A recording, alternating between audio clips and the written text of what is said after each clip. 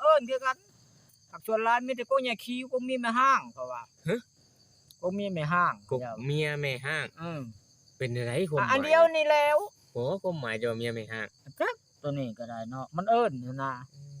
บ่แม่นไปเช้าให้เช้านาแล้วกกมันขึ้นลาแล้วป้ากันบ่ว่าแล้วเนาะมันก็เอิ้นหลายกันคือกันก็กกกะลางนั่นแหละบางคนก็กกจะคามคืออันนี้แล้วกกไอ้ปุ๋ยหญ้าหากก็เคยเอิ้นคือกันหักลืมแล้วเอิ้นมาเอิ้นแต่กูตะปุงหั่นน่ะกูตะปุงเอารู้แล้วก็หากกลางคืนมาบอก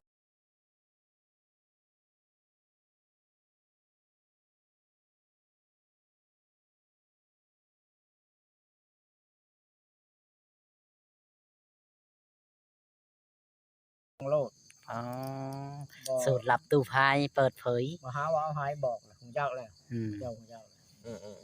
นั่นแหละกินจากดองมาจากมือน่ะหายหลายมือแล้วเนาะมันออกคักๆบ่ได้ฮะกินเช้ากอกแรงกอกใดบ่ให้กินหลายกินหลายมันก็เบิดฤทธิ์แล้วเนาะโอ้กินจอกน้อยกินเป็นยากินแล้วคึกคักเลยบ่ประตูคักนั่นแหละเอาแล้วอันนี้กินเยอะว่าเมามันก็บ่มีหมดพลังเลยมันเบิดพลังได้เนาะเอาแล้วกินข้าวแล้วก็กอกบ่กินข้าวแล้วก็กอกบัดกินข้าวเช้ากอกแล้วกินข้าวแลงก็กอกนั่นกินเป็นยาจังว่าอันกินละลายน่ะมันบ่เป็นได้มันลายผลเนาะมันหมดติมันเบิดละลายเบิดมีแต่น้ำนั่นแหละบ่เป็นยาจังว่ามันหมดฤทธิ์ยามันคือเฮากินยาลวงเลยเนาะกินอันพวกไข้พวกโชคอ่ะมื้อนึง3เวลาแม่นบ่แม่นล้างเถื่อยาล้างเถื่อก็ล้างอาหารเถื่อก่อนอาหารแม่นสิกินตลอดหัวจากเช้ามันก็บ่เช้าแม่นเพราะมันบ่ถึกนี่กันละมันก็สิกุมก็สิแพ้เนาะมันก็สิกุมสิแพ้นี่กันเนาะกินหลายมันก็สิเมาสิเบื่อสิเมาแล้วเลยบ่เป็นยาเพิ่นว่านั่นได้ตกหมักอีโป๊ะมักอีโป๊ะก็ได้มักอีโป๊ะมักอีปุ้งหยังว่านี่เด้ปุ้งจักแล้วบัดจักแล้วปกอีปุ้ยหยาบกินเลยคึกคักเลยตู้พายว่ะคึกคักอันนี้สูตรต้นสำหรับต้นตู้พายต้นสำหรับต้นฉบับเนาะของตู้พายบ่เคยบอกไผกำลังเปิดเผยความจริงในวันนี้ถึงกับสาวน้อยห้องยอมก่อนขอชีวิตเอาสาวน้อยตกเตียงบ่แล้วเอาเป็นสาวน้อยขอชีวิต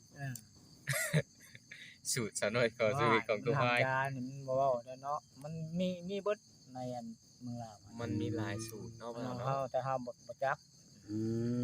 สรรพคุณมันเมืองลาวเฮานี่มันมีเบิดยังก็ได้เป็นยาเบิดมันหักลักกะลายอันบ่จักเนาะลายอันนั้นก็คือก็มาเข็มอันนี้คือกันนี่ใบเข็มเฮานี่ไข่มาลาเรียนี่ยองกิโลนนี่เอาใบแก่ๆนี่เฮาหรือใส่ต้มไก่แล้วครับต้มไก่ก็ครับผัดหมูก็ครับอันนี้ยองโลดยองกินคือเฮายองยะนางนี่ของมาลาเรียน่ะไข่มาลาเรียบ่โตตัวนี้กันกว่าของยา10เข็มพุ่นปัดโตแท้มาของพื้นเมืองมันดีแท้ๆได้ยาพื้นเมืองดีแล้วมันดีเลยดีบ่คืนได้หมอนี่บ่คืออันนี้เนาะบ่คือยาเฮาได้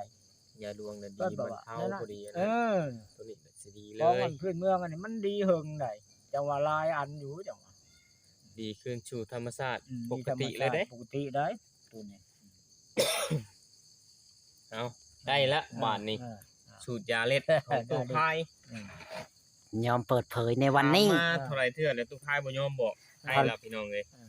ถามประตูพายมาหลายปีเลยยังไม่ยอมบอกเพิ่งจะบอกวันนี้ได้แต่สูตรไปมื้อน่ะเสี่ยวให้ถามมาหลายปีบ่บ่ยอมบอกเสี่ยวมีให้หยังให้ด้วยว่าบอกแล้วได้หาว่ามึงเอาเองluônเลยเสี่ยวเนี่ยใช้กันบ่ได้เลยเพิ่นว่าบอกจังได๋ให้เรื่องยานี่บ่ได้ยานี่น่ะได้ยากำลังไปซักเมียมันบ่ได้มีเฮาว่าเพิ่นก็หน้าแดงตาดำแล้วตบให้เพิ่นกอกนี่เนาะไปมื้อน่ะบอกได้หาว่าเอาเองลูกก็ได้ทำบ่ได้ขี้ๆเนาะที่ไปซักของนี่ของยาเนาะพ่อของยาไม่ได้สืบต่อกันไปเนาะของยาลวงยังว่าไปชื่อจังได้เนาะอันนี้เฮาบ่ได้ชื่อบอกเลยเอาแล้วเฮาไปเฮ็ดก็หาเอาเนาะมันบ่อึดในใส่ก็ได้ของหนักปุ๋ยหญ้าอึดไปทั้งบ้านได้ก็มีคือคืนก็สิมีแล้ววะเฮามีแล้วก็กินกึกก็ว่านั่นนี่เป๊กเลยตู้พายว่ะเป็ พ็กแล้วก็กินให้เป็นยาได้มาแม่นสิกินจะว่าเมา เอาแล้ว กินจะเมาก็บ่ฤทธิ์แหล้วเนาะคนเมาเด้อันนี้กินนั่น มันก็บ่เป็นยาเนาะมันเกินยา มันเกินยาแหละ อ๋อ แล้วมันสิมีเพื่อกำลังเจ้าพอแหล้วเนาะมันเกินเลยเด้ กินพอดี กินพอ มัน ดี แบบ พอดีม่วน พอดีม่วนเนาะพอดี ขึ้น พอดีขึ้น พอดีขึ้นนั่นแหละ เอาแล้ว มันก็ขึ้นแล้ววะ ไปตู้พาย ยาตู้พายบอกพอแผ่น้อยแล้วบาดนี้เช็ดพอแผ่น้อย ว้าวพอดีได้มันสิเว้าหลายเนาะกำลังคนเอ้ย บ่เคยบอกไผเนาะบอกครั้งแรกพี่น้อง กินจะว่าเมามันสิไปได้อย่าคิดมาดูแม่นบ่ แม่น กิ แม่น จะว่า แม่น เมาแล้วมันก็เบิดแล้วกำลังมังชาแต่มันเมาเนาะ แม่น แม่นบ่ครับ อันนี้กินเป็นยาพอดีมีเหือมีแห้งแล้วเอามาไม่เมื่อยเหรอ เอาเวลาไหนอย่าสู้กำลังน่ะ คำบ่ให้แต่เงาถับมัน มวยเงาทับ จะชงเจ้าจะเดาเนาะ เวลาใดก็ได้ เออ บ่ให้เงาทับ มีวิธีปลุกเอาอีหยังคักแน่บ่ บ่ปลุกกับคนเนาะซื่อๆก็ได้ ก้นเนาะ อ่า ซื่อ บ่มีมนต์ปลุกเนาะ ๆเออ แล้วก็เว้ายาดีนั่นนี่ก็เว้าแล้วก็ฮู้จักได้ เอ เด้ อ ปากเว้าฮู้ขี้คร้านนั่นแหละ โอ้ นี่แหละพุดก็แล้วเนาะพอแต่บ่ให้เงาทับเอาก็เบิ่งเอาไปยามเช้านี่เงามันต้องมาพี่เนาะเฮาก็เอาทางนี้ แม่น ก็ว่ายามมื้อแลงอยู่พุ่นแล้วเงามันไปพุ่นในนั่นนะ บ่เท่ากินมาดองมาจักปีแล้วอันตัวนี้ฮะ ว่าลองเบิ่งหลายเถื่อแล้วได้ คักด้วยถ้าลองไว้ นั่ นะ นแหละ แปลว่าเฮาบ่ได้กินมาโดนนี่คือสมอยแม่นบ่ สมอยแหละ พอกินตัวนี้ไปตึกตางโลด ถึกตากโลก โอ้ ก่อนเสียเฮาบ่กินเนี่ยมัน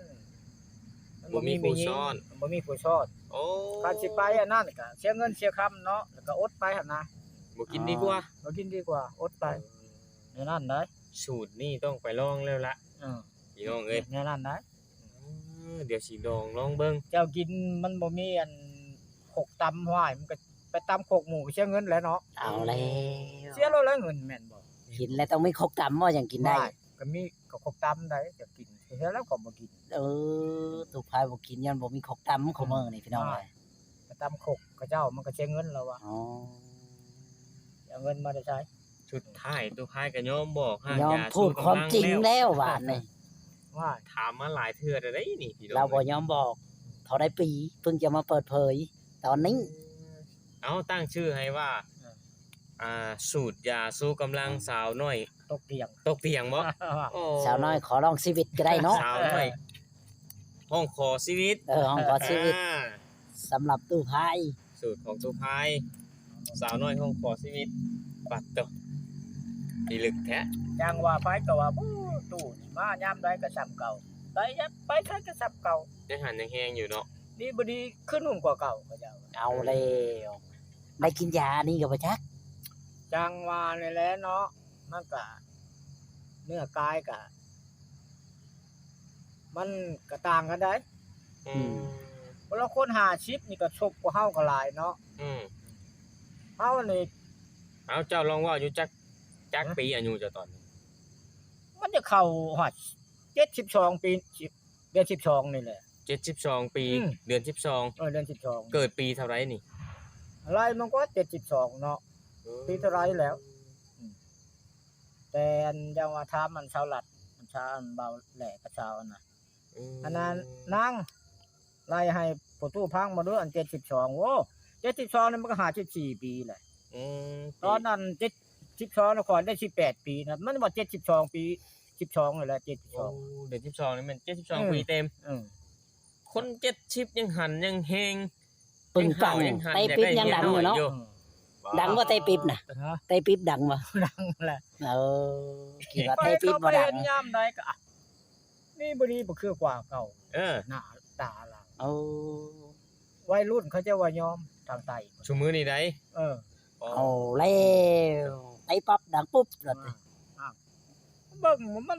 บ่ได้เสาได้ลง เฮ็ด เนาะ เวียกเฮ็ดงานยังหันยังแฮงยังเห่ายังหันตึงตังอยู่ เพราะว่าพื้นนั้นเพราะพื้นการงานนี่มันอยากเฮ็ดคู่มือได้ โอ้ บ่ได้อยู่จังมือนี่ๆก็ ดำให้ดำนายังเก่งยังดุคือเก่า คือเก่า นารุบนานูนได้คือเก่า ว่ายหน้าโน่นแห่งได้แหละ ปอดตัวขี้ลึกเนาะตัวพาย ก็จังว่าบ่ โปรดอะเลอันนี้พี่ ไป น้องเอ้ย คุยเซาบักโคกกลางนะมื้อนั้นแหละ คุยชาวโคกา ซ้ำคอยปัจจิไปไถนาตัวเองว่ะ เออ คณะโน้นนี่ไทยได้ เอาแล้ คว ณะน้ำนี่ไทยบ่ได้ ยอมเด้หน้าน้ำนะ ยะคำไทยควายนี่บ่ยาก เออ แต่ไทยโลดมันบ่ เออ มันบ่ได้ มันบ่เคยไทย อืม